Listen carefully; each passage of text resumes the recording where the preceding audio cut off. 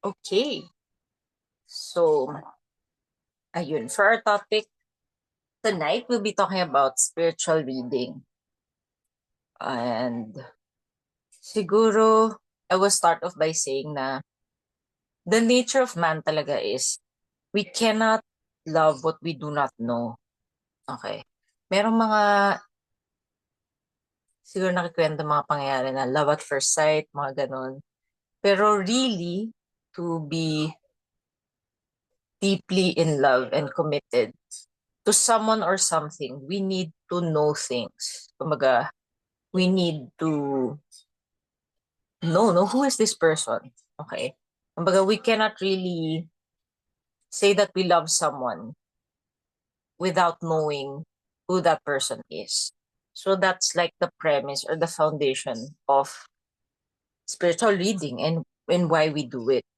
Okay, so sabi ng mga spiritual writers that there are three pillars to the spiritual life. Okay, and that is prayer, spiritual reading, and the rooting out of our predominant defects. Grabe, ngayon ko lang na-realize to. Okay, so this talk is like um from several talks. There's also some of my reflections and other stuff. So basically, yun pala yun, no? If you remove all the other things that we do, para makakategorize lang talaga siya sa three things, no? Prayer, spiritual reading, and rooting out of predominant defects. Of course, kasama na yung sacraments and all that. But basically, this is something that we will keep on doing until we die. No? So, that being said, how many of us really um how many of us really do spiritual reading like on a regular basis? And that's a good thing to think about, no? Parang, is it really part of my daily schedule? Diba? Sabi ni Saint Jerome, when we pray, we speak to God, but when we read, God speaks to us. Okay, so when we pray, we speak to God, but when we read, God speaks to us. And it's good that we lift up to our Lord everything that we think, we feel, all our fears and hopes, no? Pero how often do we really take time to sit down and listen to Him? And I realize na all of us want to know, what is God telling me? What is His message? What does He want me to do? Parang we're waiting for like, I don't know, like very vivid visions or whatever, or maybe through homilies, pwede rin, or things that we experience. Pero very concrete, and a lot of the saints attest to this, na God speaks to us through spiritual reading. Okay, sabi rin ni St. Alphonsus Liguori, without good books and spiritual reading, it will be morally impossible to save our souls. Ganon kagrabe. Without good books and spiritual reading, it will be morally impossible to save our souls. Okay, so I think this is also why may mga readings talaga sa mass. Okay. So, hindi naman to elitist, no? Baka sabihin natin, paano na lang yung mga illiterate? Paano yung mga wala namang books, yung mga poor people, no? Alam na mag-spiritual reading sila. They can't even, like, earn enough to eat. No? That's why in the mass, meron siyang readings. Kasi counted din na spiritual reading yung reading of scripture, no? So, ganun siya ka-importante kasi we have to grow in our love for God. And we do this through reading about Him, what the spiritual writers say, what the saints say, about God and the spiritual life. And parang we can't be convinced enough, no? I mean, parang there are so many reasons why we should really make this a priority. And if we think about it, yung relationship natin with our Lord is so unique and it's so crucial and essential to life, no? Pero He's someone that we don't see, di ba? He's invisible in a literal sense. Like we don't physically see Him. Like we see Him in the Eucharist, in people that we meet. Pero siya mismo, we don't see Him. So, um, when we read about Him, yun yung way na we build up that connection. Kasi we learn about him through like the collective wisdom and experiences of the saints, the theologians, the spiritual writers. And in a way, we are enriched by what they have been through, no? And their and their own vision and experience of God. So naalala ko yung writings ni Saint Catherine of Siena. I don't know if you guys have read her, ano na nga yung title nung sinulat niya. Saint Catherine of Siena technically is illiterate, no? Pero she dictated um yung isang manuscript niya. Na when you read it, it was written so many centuries ago. Pero parang pag binasa mo, grabe, depending on depending on the translation kasi medyo stilted, medyo parang old English yung writing niya. Pero ang lalim. Tsaka when you meditate on it, simple niya. Pero if you follow it, talagang parang wow, this is really life-changing. If you take it seriously, no? And this is from someone na technically will never ever meet. Like, there's no known recording of her voice, videos, wala. Wala siya mga Facebook posts or whatever. Pero we will have contact with her wisdom through spiritual reading, through reading what she wrote, diba? So, if you think about it, isip lang tayo, no? Like the Catholics that we know. And if we do a survey, how many actually has a schedule to read a spiritual book per day? No, sobrang dalang, no? Sometimes nga sadly, maybe even the priests, no, do they even have time? Sobrang busy nila. Do they really read any book? Parang ganon. So, naalala ko, natuwa ako. You know Father Robert Reyes, the running priest.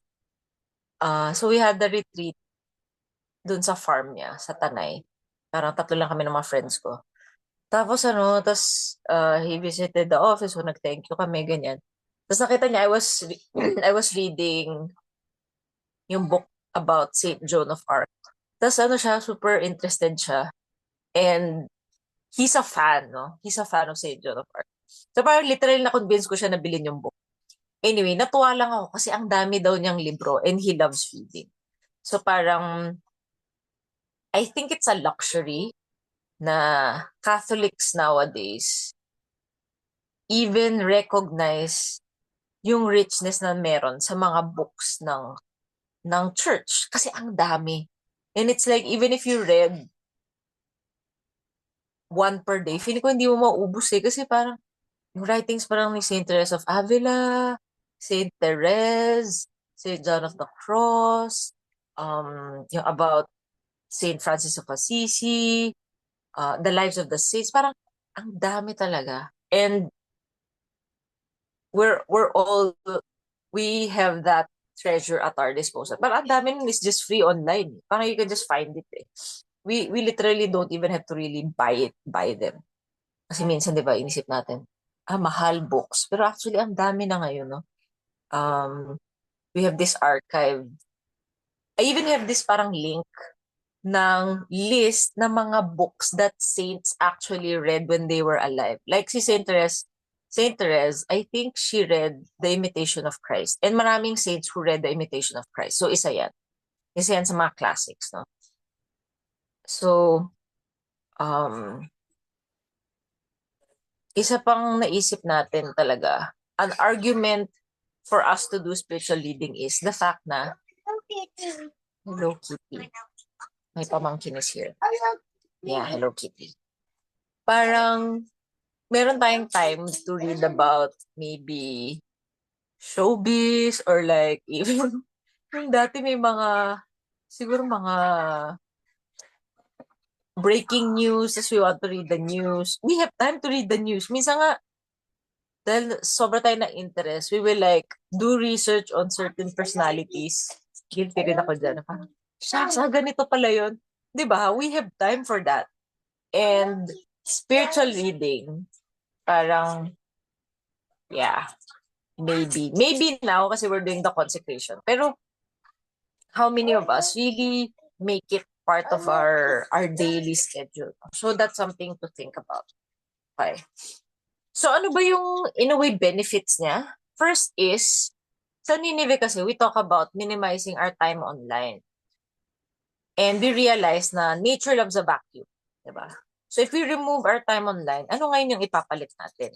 So the first benefit is it is a good and precious way to spend our time, no? It's a good way to spend our time with the maximum benefit for us, no? So we take away our time online, hindi man totally, pero i-minimize natin. So what do we do, no?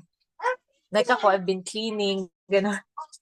Or sometimes we work out, or we're baking or cooking. Like ako, that's what I do. Pero another alternative na talagang is an intellectual pursuit naman is reading. Okay. Sabi ni Saint Thalassius, the Libyan, spiritual reading and prayer purify the intellect, while love and self-control purify the soul's passable aspect.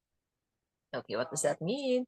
Pero ulitin natin. Spiritual reading and prayer purify the intellect, while love and self-control purify the soul's passable aspect. Okay, so you know the isa sa mga symptoms daw ng being in love is intrusive thoughts. Yay! Okay, so nung nabasa ko yun, I'm like, yeah, that's so, I don't know if I will be happy about that. Pero yun daw yun. Sorry, yeah. Ano yun? Spiritual reading and prayer purify the intellect, while love and self-control purify the soul's passable aspect. P-A-S-S-I-B-L-E. I think this means the will. No, I think. I will research more. Pero ibig niya sabihin, basically, yung spiritual reading and prayer, they have a different function or they have a different effect on the soul. It purifies the intellect. And I think yung love and self-control, it purifies the passions and the will. So, naalala nyo, naalala ko na I had this even several times na parang I I read or watched something online na parang totally, hindi naman talaga siya like bad. Pero parang, alam mo, it's one of those things that you just watch kasi you're curious or it's just funny, whatever. And then, when I was at mass, alam mo yun, like, around the time of consecration, yun yung pumasok sa thought ko. Yung, nari yung pusa. Look, it is here. Sorry, may pamangkin. And I realized, I really caught myself kasi parang that's consecration to naisip ko that furry cat cute was like a talking cat. Parang, bakit? Like, why now? And I realized, yun pala yung wisdom kung bakit sa Nineveh, we are called to minimize our time online. Kasi, literally, what we consume, what we read and watch, it's there eh. Nandun siya sa mind natin. It's in our intellect. And the devil will actually pull those out sometimes during mass, sometimes during the most important parts, during consecration. And then you realize na, shucks, parang I'm still so attached to the world kasi hindi pa ako immersed talaga in God, in the things of heaven.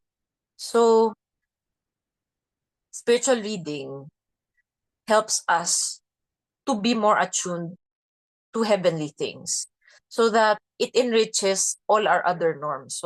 So pag nasa mass ka talagang feel, hindi lang sa feeling, pero you're really there. You're at the foot of the cross. Hindi yung isip natin lumalakbay. So I realized the quality of our assist sa mass, the quality of our rosary, even our mental prayer, naka-anchor din siya dun sa how we use our spare time. Kasi parang that's when we're filling our mind with thoughts that will aid us in those other norms. Gets nyo? So, parang yung someone who is in love na may intrusive thoughts. Di ba when you're in love, parang, grabe, when you wake up, it's like you're just thinking about that person. Everywhere you look, it's about that person, di ba? Um, Kung may love letter siya sa'yo, i-read mo yun, di ba? And it's literally the same thing. How strong and how intense is our love for our Lord? Parang, can we say na nearly every waking moment is really about Him? Or are we simply finding distractions, no? To console us, to become our consolation? Or is our Lord really our consolation? So, ayun, no, that's something to think about. And parang, we also know na there are different types of spiritual reading. So I mentioned a few of them, pero basically there's Lives of the Saints. There's books about the virtues. So for example, like for me, if we struggle with pride, may book just on humility, which is by, shucks, I forgot. Basta yun. It's so good. That priest is, I think, also up for beatification. Na-mention ko na yun at some point eh. I think in the past Nineveh, we invited the priest to talk about humility. Tapos minention niya yung book na yun. So there's books about charity, growing in love for our Lord, like the Introduction to the Devout Life. If you guys are familiar, yung kay St. Francis de Sales. Na ano na rin to sa akin, na-recommend na rin sa akin to in confession, to read this book. And before, I think this was before Vatican II, this was standard reading for all seminarians, no, yung Introduction to the Devout Life. Imitation of Christ by Thomas A. Kempis. Grabe, such a classic. So many saints read this book. Yung binabasa natin ngayon, True Devotion to the Blessed Virgin by St. Louis de Montfort. So yung ginagawa natin in the 33-day consecration, that counts for spiritual reading. So, meron din on like about our Lord. So there's kunwari The Passion by St. Alphonsus Liguori. Ang galing kasi, ang daming saints na nagsulat. So ang dami nilang books na parang, shocks, my entire life is not enough. Diba? Meron rin The Glories of Divine Grace. Like, what is grace? The different kinds of grace, the effects of grace. No, this is by Father Shiben. Meron din the 3 conversions in the spiritual life. So sabi naman, we are converted daw 3 times in our life. So interesting. I haven't heard about this. I'll probably look it up. It's by the Dominican Garrigou Lagrange. Basta ang dami, di ba? Meron din the discernment of spirits, no? So if you're someone who is striving to grow in prudence or you're making a lot of decisions na feeling mo, tama ba to? No, this is by Gallagher. Ayan. So maraming books and it depends on where are you in your life and what are the questions that you have, no? And for sure there's a book about it someday, somewhere there. How long ba ang spiritual reading? Okay. Mga 10 to 15 minutes, which is not really a lot, di ba? If you think about it, grabe, wala lang yun. Parang ilang scroll lang yun sa Facebook eh. Minsan ang tagal natin, just, chatting or whatever. We waste so much time. Pero 10 to 15 minutes and it could spell such a difference in our spiritual lives. No? Definitely, we are not encouraged to read one book in one sitting. Yung parang novel na, shucks, basahin ko nga to. Spiritual reading daw, basahin ko nga tong lahat. No? Why? Kasi we let the sentiments in that book parang sit in our mind. And parang ninanamnam talaga natin. We meditate on it. We think about it. No? Kaya we're not really in a hurry. No? It's not like a novel na, shucks, I have to finish this in like 3 days. No? So, basta, ano lang, a few pages, pero regular, every day. Okay. So, that's the first benefit, no? It's a good use of our time. Second, it provides us inspiration. Something we can bring to prayer. Okay, so it provides us inspiration. Kasi 'di ba, parang if na-stuck tayo dun sa what we know about God, kunwari nag-YFC tayo, nag-SFC. Kasi yung alam natin about God, nandun pa rin lang din. Hindi na tayo nag-grow, no? Kumbaga parang we don't have new things to talk about with our Lord. So, if there's something in what we read that inspires us, we can talk to God about it. Or, parang, Lord, can you explain this to me? Or can you shed more light about this thing, no? Or we can just meditate on that, no? So, it enriches our prayer time. Okay. So, that's the second one. Third is, it guides us in how to act. Okay. So, spiritual reading guides us in how to act. Ang dami ko talagang natutunan sa spiritual reading na parang, shucks, di pala tama yung mga pinagagawa ko all this time. Ang dami na parang wow. And honestly, sadly though, minsan yung mga homilies kasi ng mga pare,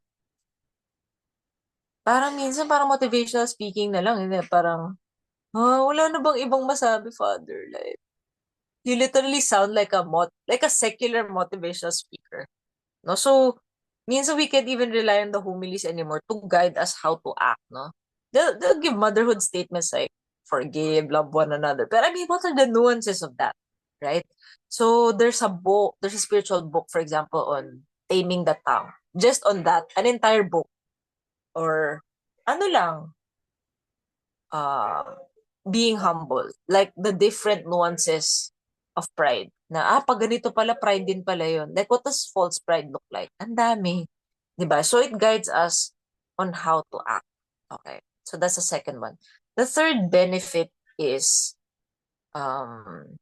it can be an aid during dry times of mental prayer. Okay. It can aid us during the dry times of our mental prayer.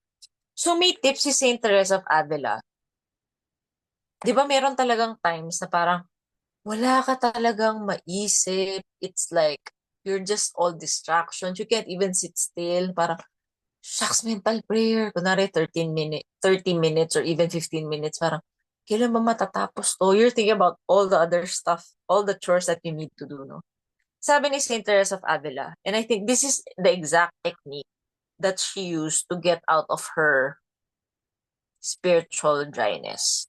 Forgot the number of years. Pero parang 15 years yata siya na just dry mental prayer. Like, she just persevered talaga through that time. And when she overcame that period, she became one of the greatest mystics of the church. So, ang technique niya is, meron siyang spiritual book. She would read a few lines and then literally talk to our Lord about what she read. Ganun lang. As in like, kasi hindi mo na marinig si Lord, edi ikaw na lang magsasabi ng stuff, diba? So, as in, ano lang, faithfulness to that. It may feel like, na naman ako naririnig, what am I doing? This is so useless, no?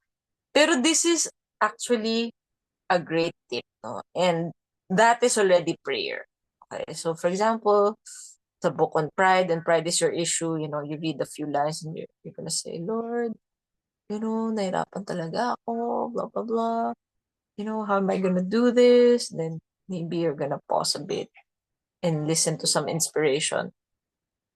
Okay, wala. Basa ulit. And then you talk to our Lord about it again. So, ganun lang. So, spiritual reading can be an aid. And I know na all of us have gone through this. Yung parang, shucks, when is this gonna be over? I don't hear anything. I'm so distracted. Am I even praying? Is this even pleasing to God? Diba? So we have all gone through that. And apparently, spiritual reading can help us. Okay. So in conclusion, sabi ni um, Padre Pio, help yourself during this troubled period by reading holy books. This reading provides excellent food for the soul. And what's this? Oh no, I can't understand my writing. Promise alone. And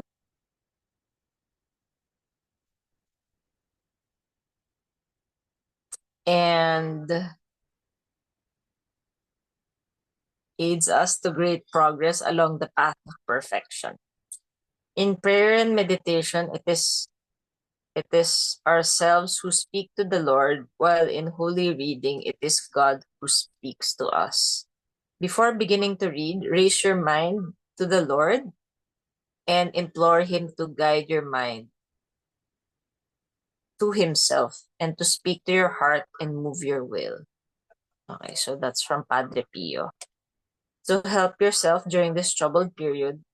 So when he says troubled period, we're not sure what that means. No? Are you experiencing trials and tribulations sa external, or troubled as in like hirap ka mag-pray, or I don't know, you're in desolation, you're in despair, we don't know. Pero basically, he's saying that whatever the case is, reading holy books will help us. Okay. So help yourself during this troubled period by reading holy books. This reading provides excellent food for the soul and aids us to great progress along the path of perfection. In prayer and meditation, it is ourselves who speak to the Lord, while in holy reading, it is God who speaks to us. Before beginning to read, raise your mind to the Lord and implore Him to guide your mind and guide your mind to Himself, and to speak to your heart and mind and move your will. So that's from Padre Pio. So actually, in our day and age, we really have no excuse because we even have ebooks. Okay? So even while you're doing chores, you can be reading a book by playing an ebook, no, while you're washing the dishes, or I don't know, hanging the clothes, diba? So everything is parang facilitated for us, no, in our times. We just really have to prioritize it and make time, no, and we can reap the benefits of having this gem of the spiritual life, spiritual leading, no? And we can also encourage others to do so. So that's it. Thank you, guys. I'll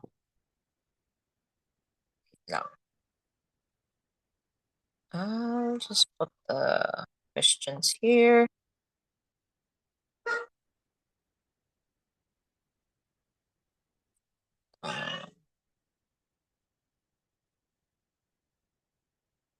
The questions. What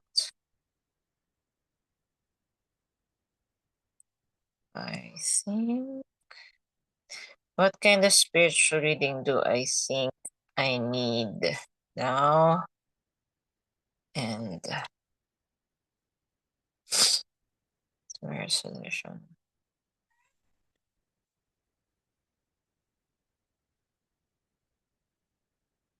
Tonight's.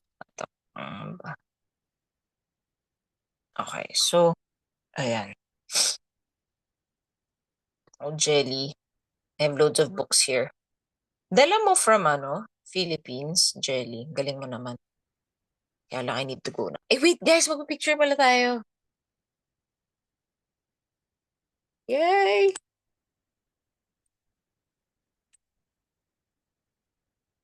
Thanks for joining, Gilbert.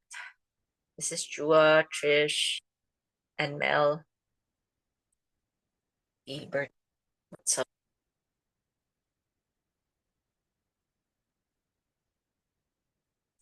Mel, saan ka na? Some are from Philippines and some are that's Poor Claire's. 1, 2, 3.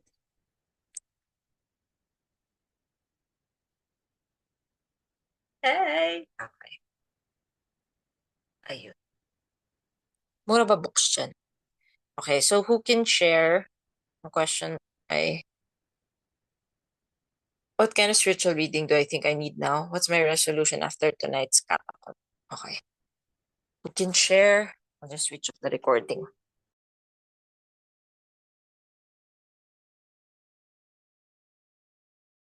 Recording, oh nga eh.